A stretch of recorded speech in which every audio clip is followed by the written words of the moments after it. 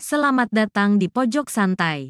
Sebelum Anda mendengarkan audiobook ini, kami menginformasikan bahwa channel ini adalah review audio dari buku yang ada di Indonesia. Untuk membaca keseluruhan buku ini, kami menyarankan membeli buku aslinya di toko buku kesayangan Anda, baik offline maupun online. Keberadaan channel ini dimaksudkan untuk membantu Anda mendapatkan pengetahuan dari buku-buku kesayangan Anda. Jangan lupa untuk subscribe, like, dan komen.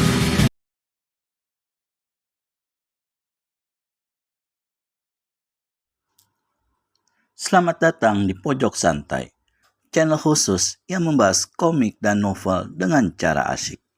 Seorang orang tua aneh meramal garis tangan Wiro Sableng alias pendekar kapak maut Naga Geni 212 dan memperingatkan Wiro. Apa sebenarnya peringatan orang tua itu? Yuk langsung saja disimak video kali ini.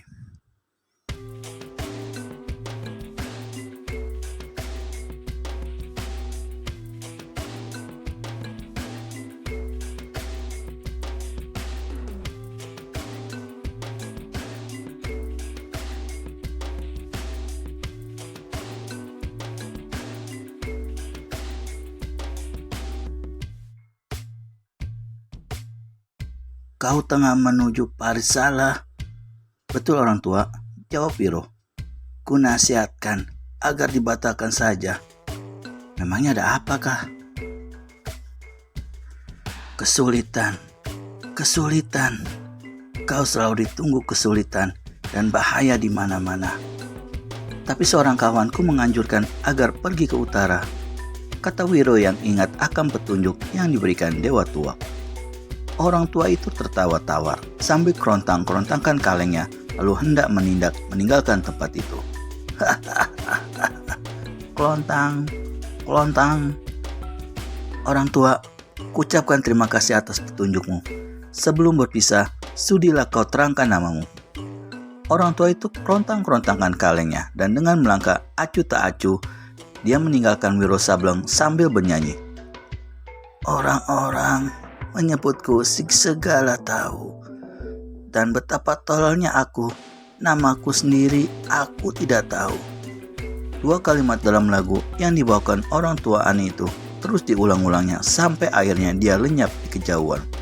Wiro Sableng berdiri telongo-longo. Orang persilatan mana yang tak tahu dan tak pernah mendengar tentang orang tua aneh yang bernama Segala Tahu itu? Ilmu silatnya tinggi, tapi jarang dipergunakan. Dia mengembara kemana-mana, tapi jarang bisa ditemui orang. Jika dia berpapasan dengan seseorang, pastilah dia akan mengatakan sesuatu. Dan apa yang dikatakannya itu selalu betul. Itulah sebabnya dia diberi nama Segala Tahu oleh orang-orang dunia persilatan. Wiro merasa beruntung sekali dapat bertemu dengan orang tua itu. Dia segera melanjutkan perjalanan. Di satu persimpangan jalan, dia hendak membelok ke kanan, yaitu sesuai dengan petunjuk si Segala Tahu agar jangan terus ke Parisala. Belum lagi dia sempat membelok ke kanan, di belakangnya terdengar derap kaki-kaki kuda dan gemetak suara kereta. Wiro berpaling. 10 orang penunggang kuda hitam memacu kuda masing-masing dengan cepat mengawal sebuah kereta putih yang ditarik oleh 2 ekor kuda putih. Debu mengepul sepanjang jalan. Rombongan itu terdiri dari penunggang-penunggang kuda berpakaian hitam. Pada bagian dada baju mereka terpampang gambar kepala burung Garuda. Pada bagian samping kereta putih juga terdapat gambar semacam itu. Dan sewaktu Wiro memperhatikan jendela kereta, sekilas dilihatnya seraut wajah perempuan muda berparas cantik sekali. Kereta itu lewat dengan cepat, tapi Wiro masih terkesiap melihat paras jelita itu. Mata perempuan itu laksana sinar bintang timur di malam cerah.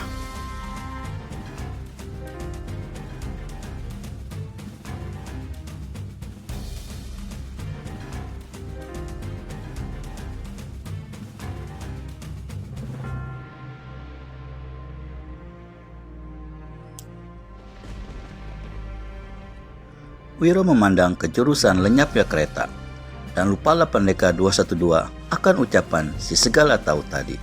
Tanpa disadarinya, ia telah menempuh jalan yang ditempuh rombongan itu.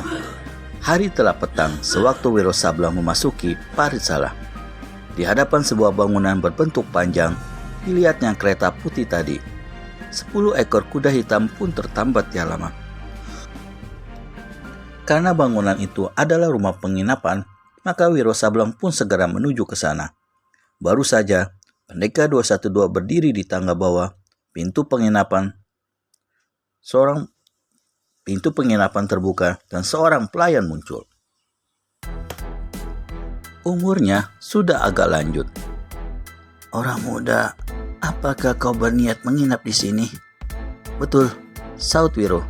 "Sayang sekali, seluruh kamar sudah disewa orang." "Seluruh kamar?" ujar Wiro heran. Dia menggoyangkan kepalanya ke arah kereta dan kuda-kuda hitam di halaman.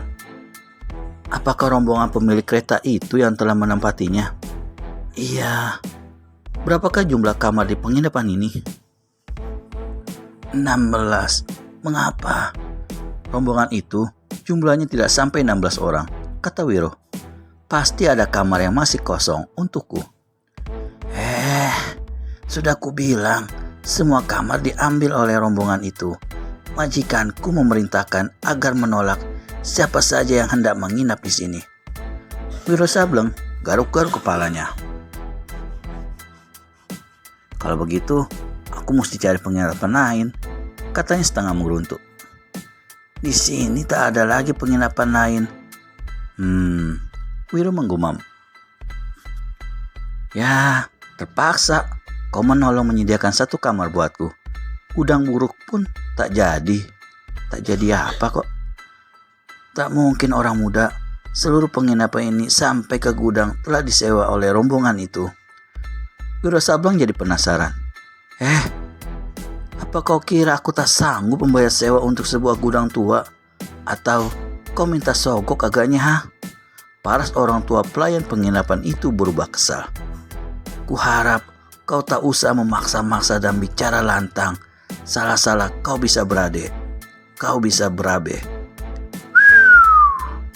Wiro keluarkan suara besiul. "Kenapa bisa jadi berabe sih, Pak?" tanya pemuda ini. Tak usah kau banyak tanya." Pelayan itu putar tubuh hendak masuk kembali, tapi Wiro mencekal bahunya hingga dia tak bisa bergerak. "Katakan dulu, kenapa bisa jadi berabe?" desis Wiro ke telinga pelayan itu. Dan si pelayan mendadak merasa kecut sewaktu merasakan bagaimana telapak tangan Wiro yang berada di bahunya membuat tubuhnya seperti mau amblas ke lantai. "Orang muda, seluruh penginapan ini telah disewa oleh ketua perguruan Garuda Sakti. Dia dan rombongannya tengah menuju ke puncak Gunung Merapi. Di sana akan dilangsungkan perkawinan anak gadisnya dengan seorang pemuda, anak ketua perguruan Merapi." Wiro angguk-anggukan kepalanya. Dia ingat pada sekilas bayangan raut wajah gadis jelita yang dilihatnya lewat jendela kereta. "Sekarang kau lekaslah berlalu dari sini. Kau tahu, ketua perguruan Garuda Sakti galak luar biasa. Sekali dilihatnya ada yang bikin ribut di hadapannya, pasti akan kena tamparannya.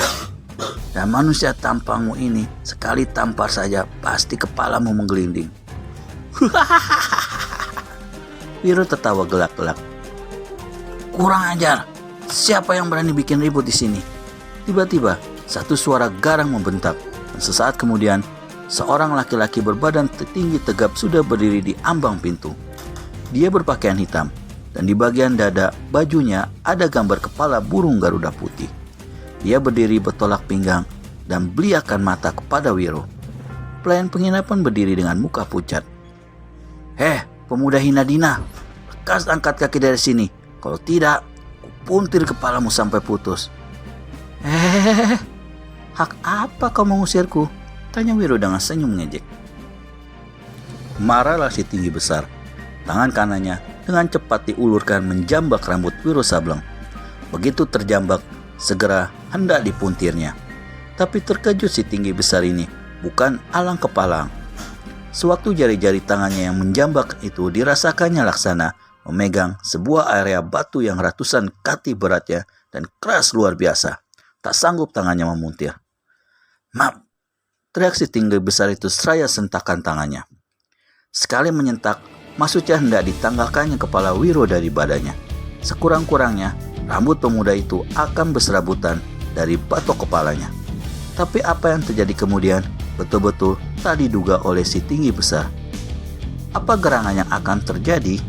Yuk cari tahu jawabannya di video selanjutnya hanya di channel Pojok Santai. Segera subscribe dan tekan tombol lonceng untuk mendapat notifikasi video terbaru dari kami. Terima kasih dan sampai bertemu kembali.